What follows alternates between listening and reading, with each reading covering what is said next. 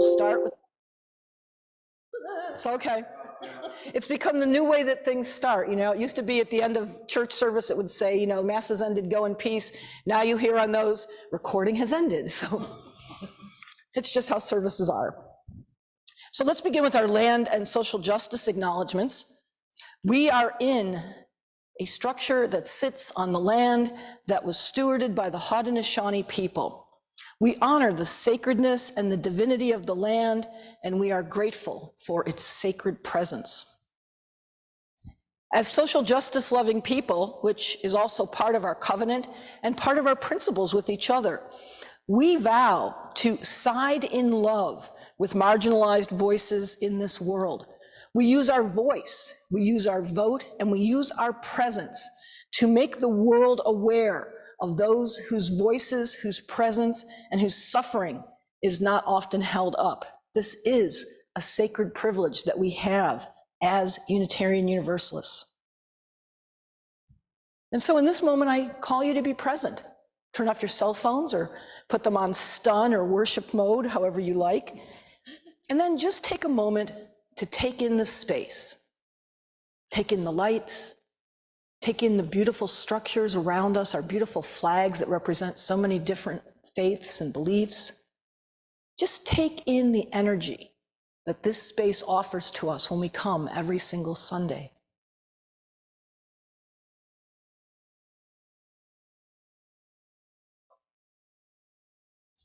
We're talking about membership today, and I have two sources for our opening words. The first is essayist Nick Morgan, and he wrote this: "We are communal beings who love to get together in groups and share emotions, like at sporting events, rock concerts, church, and political rallies. We crave tribal membership." And then just to balance and counter that, the great late Groucho Marx, with his very well-known statement about membership: "I refuse to join any club that would have me as a member." I just had to throw that in. I just like that. So I invite you to find our chalice lighting words inside our order of service. And if you would be so kind as to recite with me as I light our chalice. May the light we now kindle and not to harm, to help and not to hinder, to bless and not to curse, and to serve you, Spirit of freedom. And our hymn this morning is a lovely one, 296. If you're not familiar with it, it has an easy melody. Patty's going to play it through for us one time. And then we will join together, rising in body or spirit as you be willing or able, and sing this together.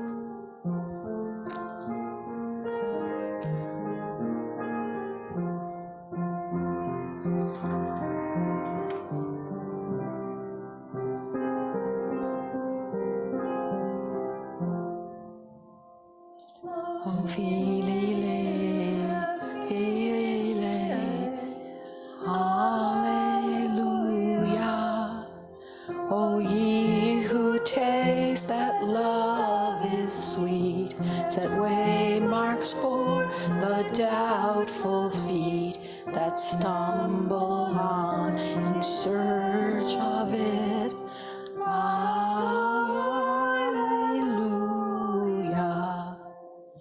Sing hymns of love that some who hear far off in pain may lend an ear. Rise up and wonder, draw near. Alleluia. Lead lives of love that others who behold your lives may kindle too with love and cast their lot with you. Alleluia.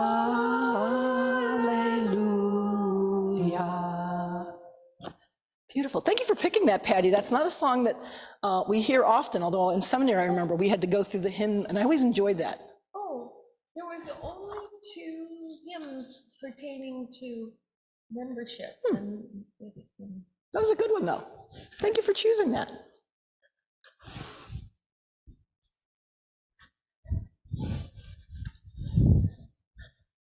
So it is our tradition, it is our custom to take time to share our joys and our sorrows, our concerns.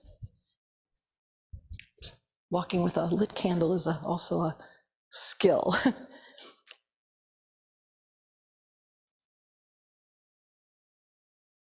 So I light this candle this morning in honor of all of us and the illumination of love that we hopefully carry in the world, and invite you to come forward if you choose to share your joy, your sorrow, or concern this morning.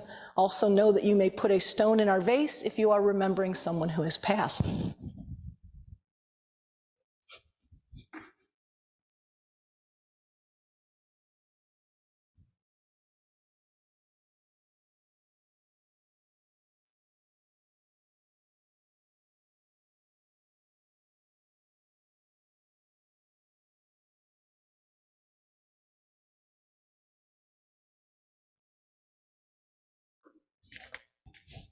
Bill, does anyone who's online have anything they want to share for joys, sorrows, and concerns today?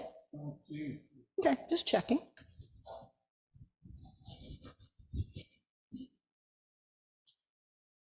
Sometimes it's a quiet morning where we hold inside ourselves the things that we are thinking or feeling about.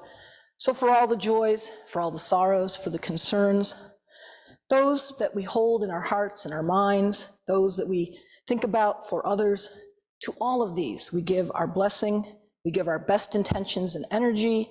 Amen and a women. So the theme through the UUA for this month is vulnerability. And I found a writing by Judith Butler called Beside Oneself. I edited a little bit, it's a little long, but it spoke to some of the issues, especially some part of membership. These are Judith's words. Vulnerability is the ability to be open to hurt, pain, and suffering, or appear as you are. I believe the scariest thing about being vulnerable is that once you are vulnerable with someone you do not know, what will they do? People are uncomfortable not knowing the future. We strive to know every little detail. However, being vulnerable leaves one at a state of not knowing what'll happen. And this is why people hate and even fear being vulnerable. But after having watched Brené Brown's TED Talk, I learned it is okay to be vulnerable. And this is because being open to pain may not always lead to suffering, but happiness instead. It is not just vulnerability that people fear. Many people also fear unworthiness, unworthy of being loved, to be anything other than. And the fact is, it can be good to be vulnerable. It can be good to feel pain and hurt and suffering.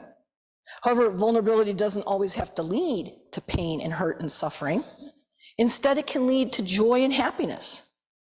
Many people think vulnerability is an emotion, the emotion of hurt.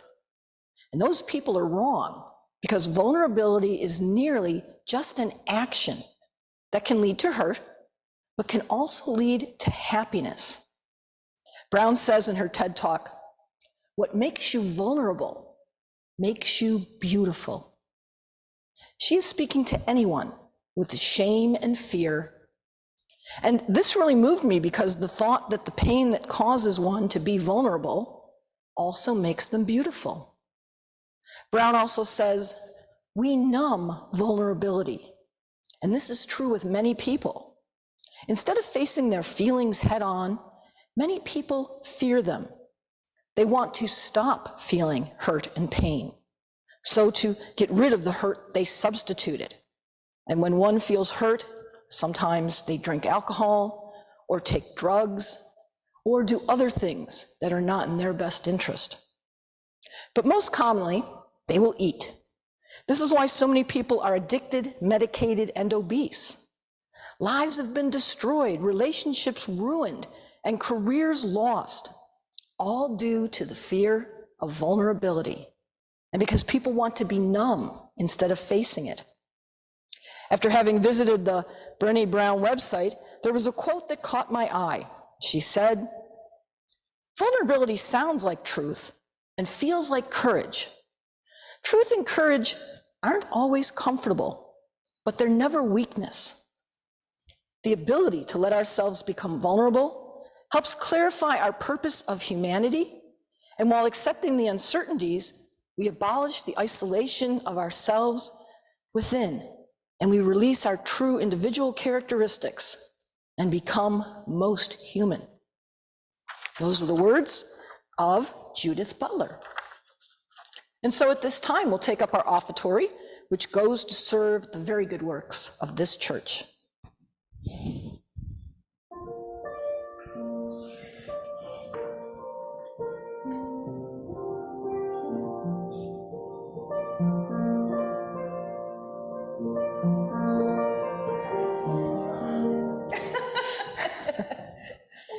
I'm doing the best I can.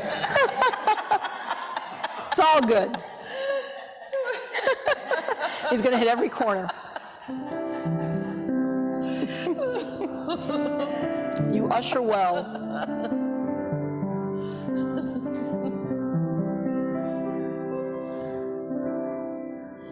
Spirit of life, come unto me. Sing in my heart all the stirrings of compassion. Blow in the wind, rise in the sea, move in the hand, giving life the shape of justice. Roots hold me close, wings set me free. Spirit of life, come to me, come to me.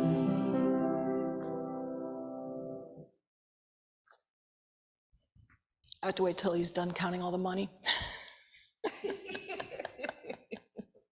I'll give him a second to get in his seat.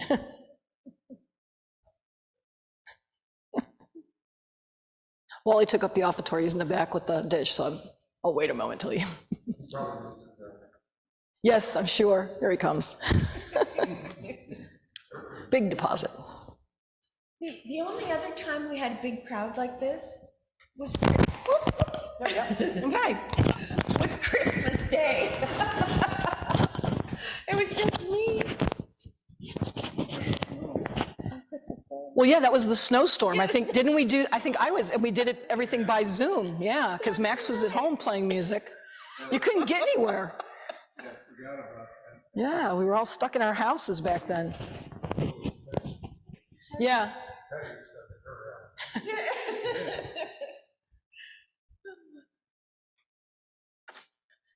So the old credit card ad for American Express used to say, "Membership has its privileges."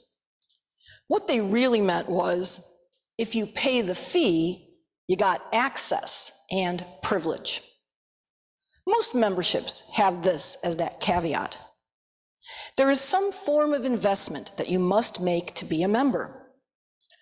Across North America, leaders of professional associations and nonprofits are facing a seismic shift. Membership rates are declining. Event participation is waning. Recruiting new members is getting harder and harder.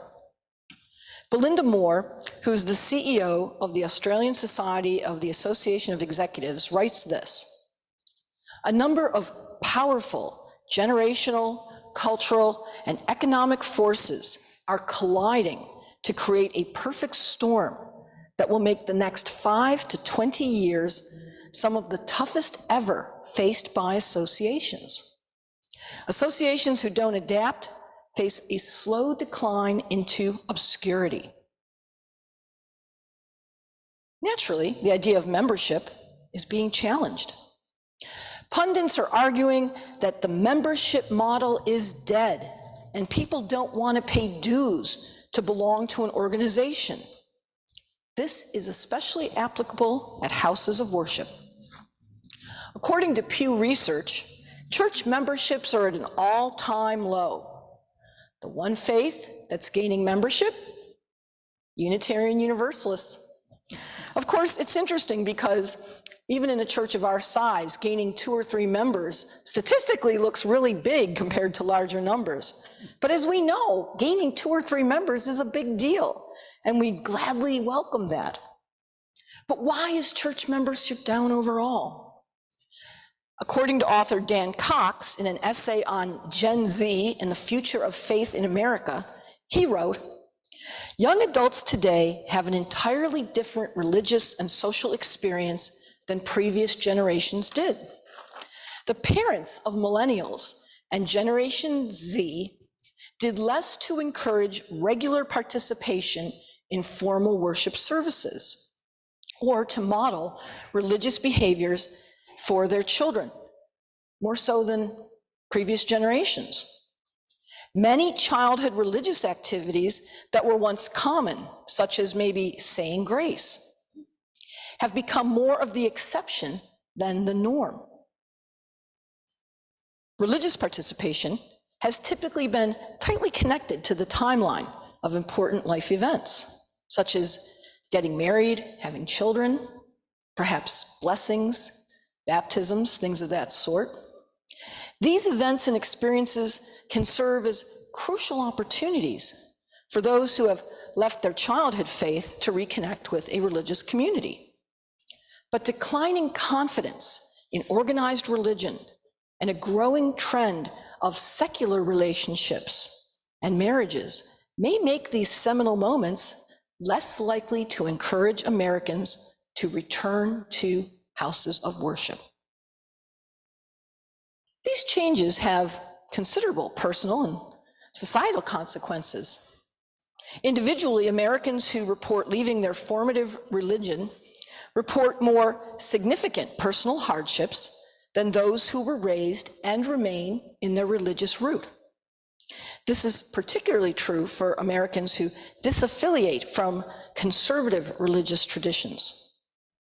39% of Americans raised evangelical Protestant, but who no longer identify with the religion, say they feel lonely or isolated from the people around them much of the time.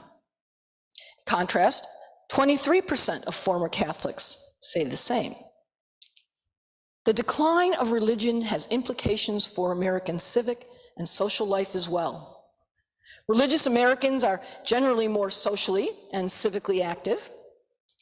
However, the frequency of religious participation, not one's religious identity, appears to be the most important factor in determining that level of engagement in other social and civic activities.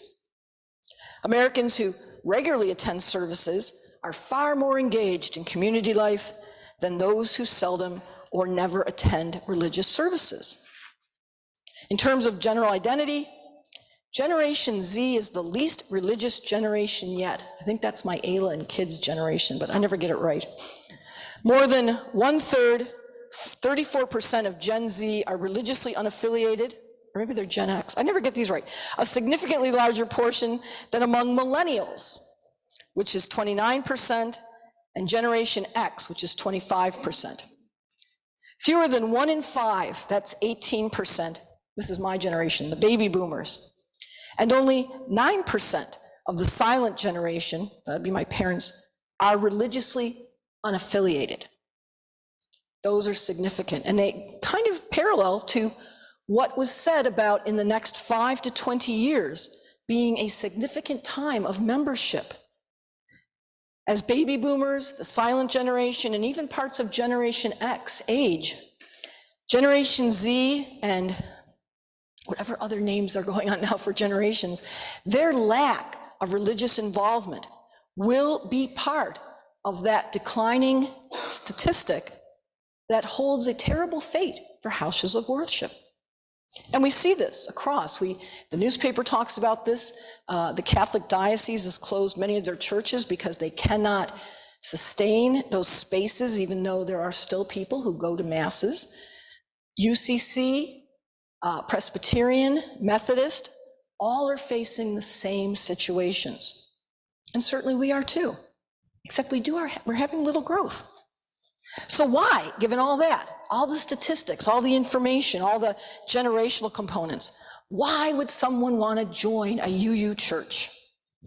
So from Asheville's UU church, this was written in their newsletter, they stated, Unitarian Universalism is a faith tradition which encourages each individual to develop a personal faith. It draws from many different religions in the belief that no one religion has all the answers and that most have something to teach us. The fact that we're here speaks to that belief that we perhaps have inside ourselves, that the UU faith is one of the few that you can come to and not have to give up your root.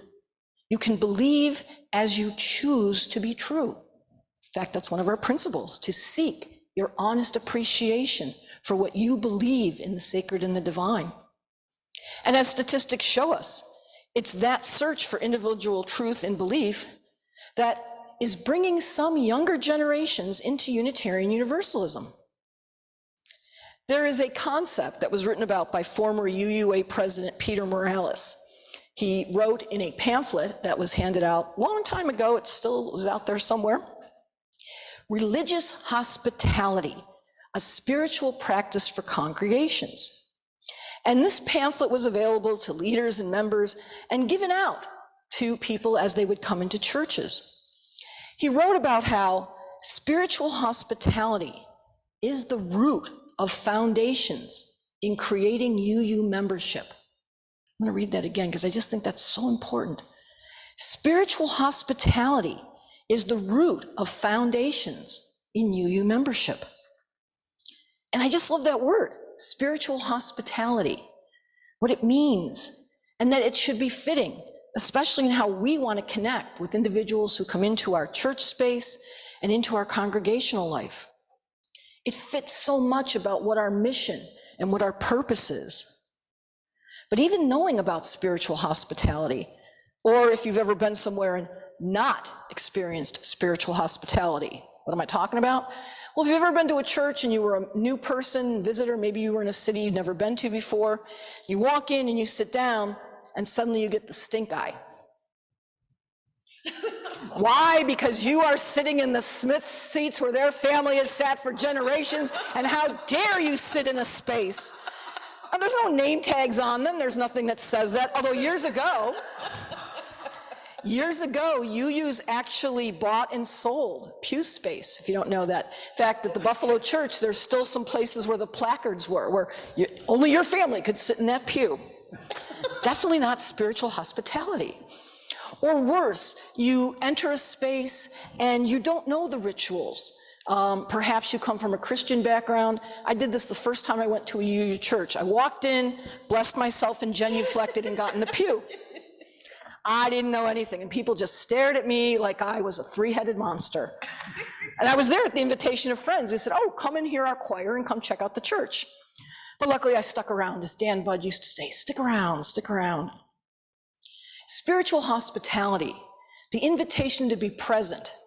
It also doesn't include the, oh, you're new, great, you're here and you have kids, would you like to join the board? Do you want to be in charge of the annual fair? Do you want to be part of our fundraising? Again, helping each other to balance and to hold spiritual hospitality is also a project. Can you get that, Betsy? Do you want me to get it for you? Okay. So if we are practicing spiritual hospitality, and again, as you know, I travel to different churches, and I do think that we are. I do think Unitarians have that as something that's special. Why would somebody join? And what does someone have to do to join? Membership does have its privilege. You get to vote at the annual meeting on item of importance to the church. You get to receive insider information from the UUA world in newsletters, invitations to member gatherings.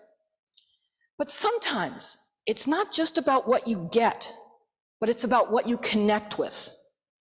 Membership gives you the church as a foundation of resources and voices.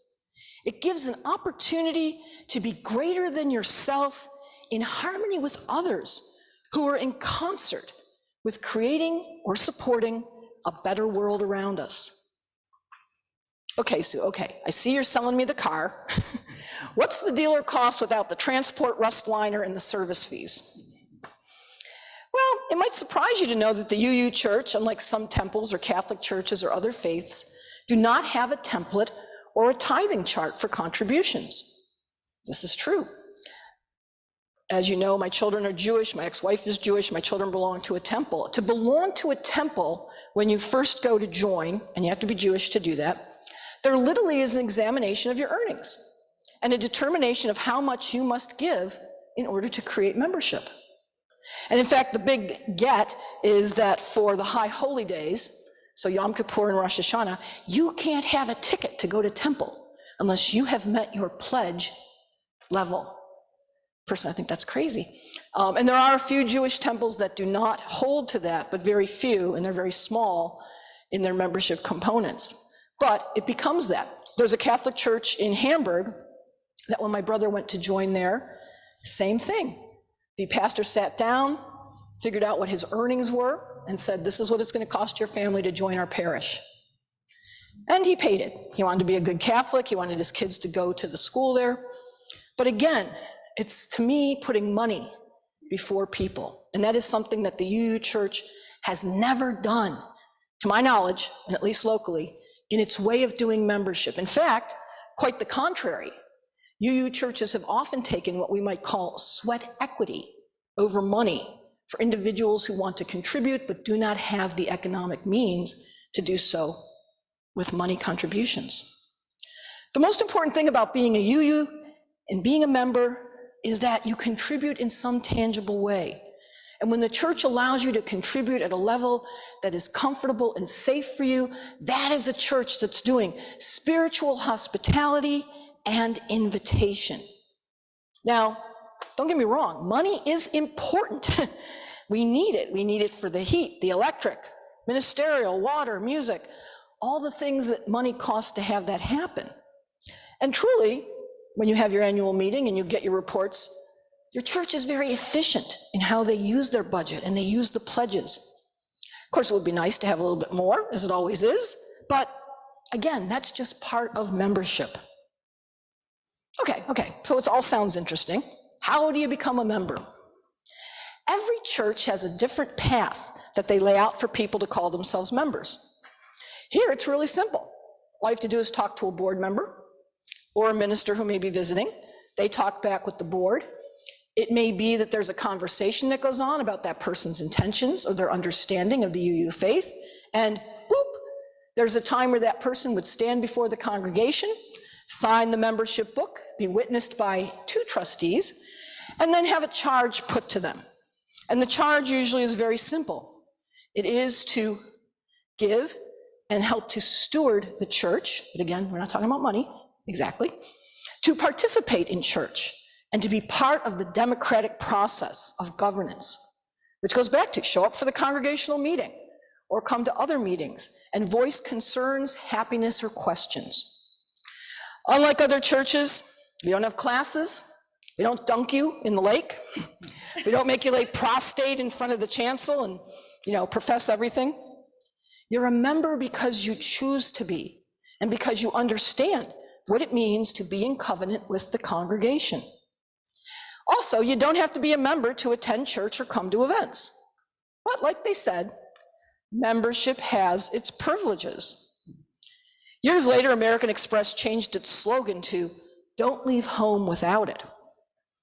As a UU, you never leave home without that sense of community, of social justice awareness, and in knowing that you are part of something greater in the universe.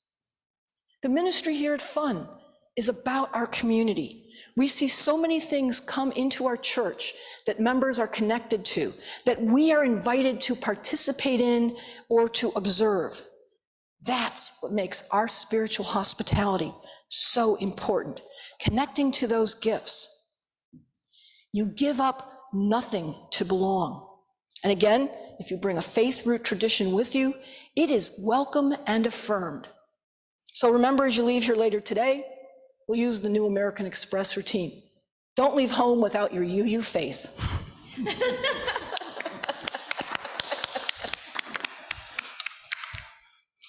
And now, my favorite part is talk back.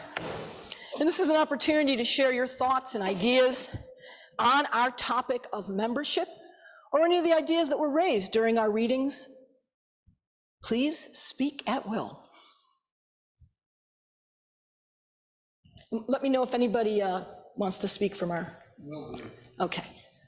Yes, Betsy. Well, I have always been a member of a church. Want the mic? Yeah, I'll get the mic. No, it's my fault. I should have. Our folks at home can see. Testing. Is that on? Yes, okay. Good. All right. I've always been a member of a church.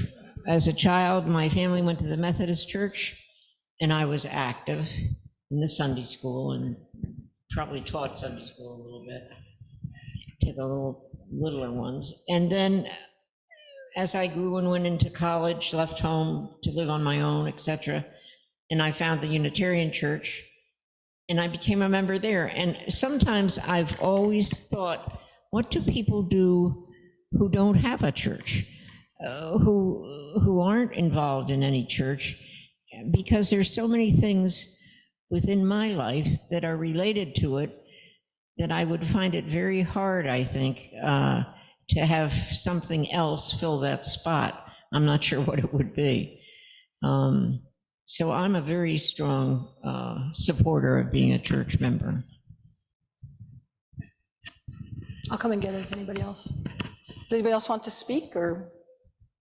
Ditto what Betsy just said. I've always been a part of some church or another, largely due because I play the piano, but I don't know what I would do on Sunday morning.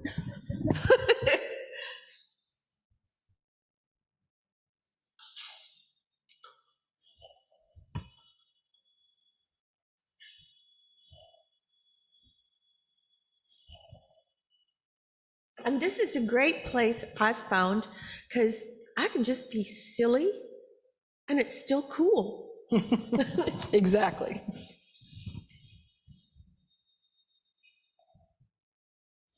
Years ago, when I was doing my internship here, taking that in mind, and some of you came to it, we did pub theology down at Wine on Third. We had a good group of people that would show up to that. And there's other churches that are now looking at doing things like this, where if people aren't coming into church, where can they meet them where they are? And this idea of pub theology or cafe God conversations, everybody has different names that they use. But that is something that some places are doing, that church doesn't have to always happen in church. Maybe it can happen in other spaces. And again, when they talk about what's going to be happening going forward, maybe that's an idea of what else can be expanded or looked at. It's an idea. Any other thoughts or feedback that anyone wishes to give?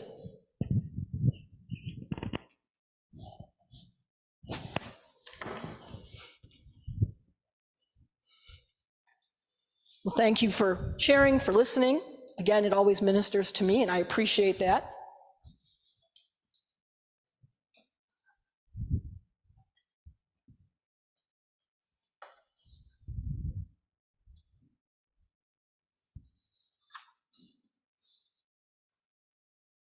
Our closing hymn is 345. I'll give you a moment to find that.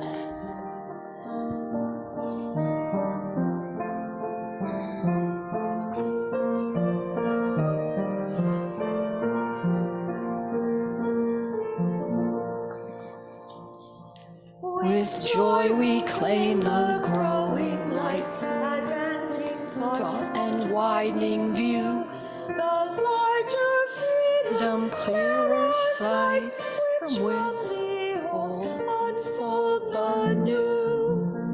With wider view come loftier goal, with fuller light, more good to see, with freedom truer self-control, with knowledge deeper reverence be. Thank you.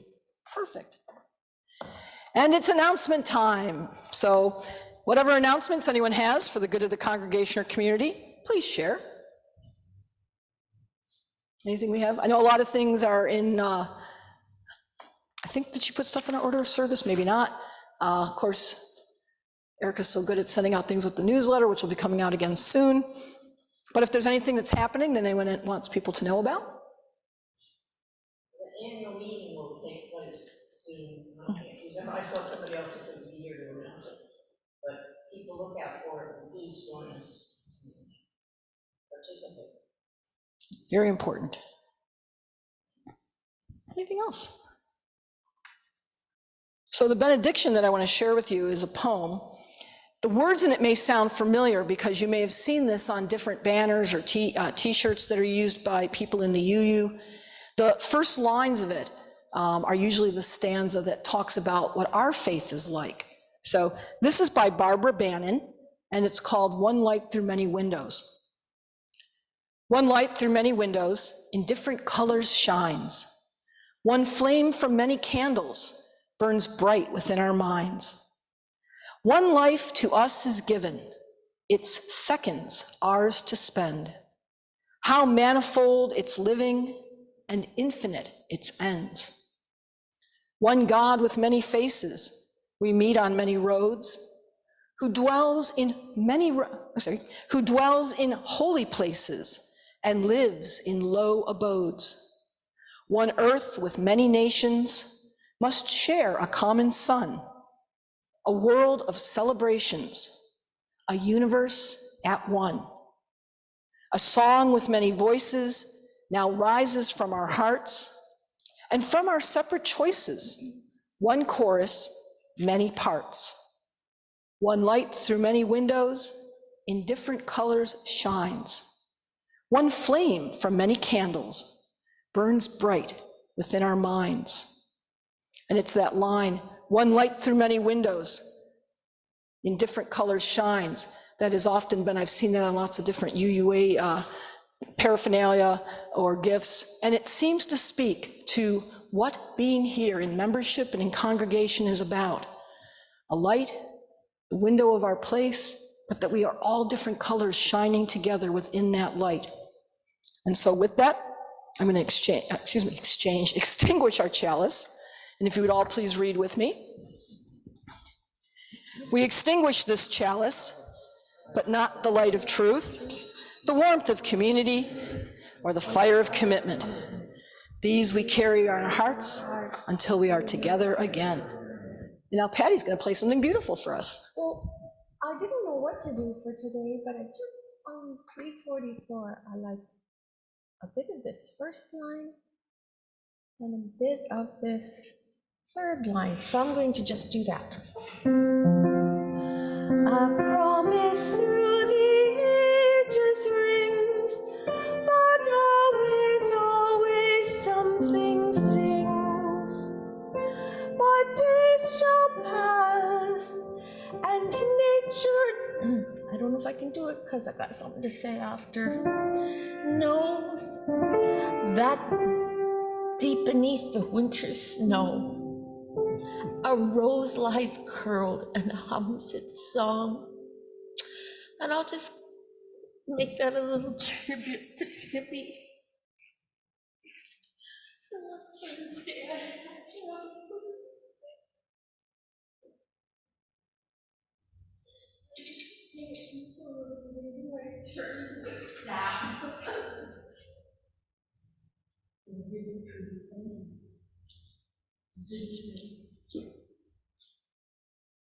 Thank you all for being here. Don't be home without your reading faith. Have a great week. I will not see you in April. I'll be in New York, listen to Matt St. Carnegie Hall. But I'm looking for a substitute and hopefully she will have that in New York. I'm sure. If you us in New York, listen to Matt. No doubt you may be. Thank you for being here. Thank you for coming.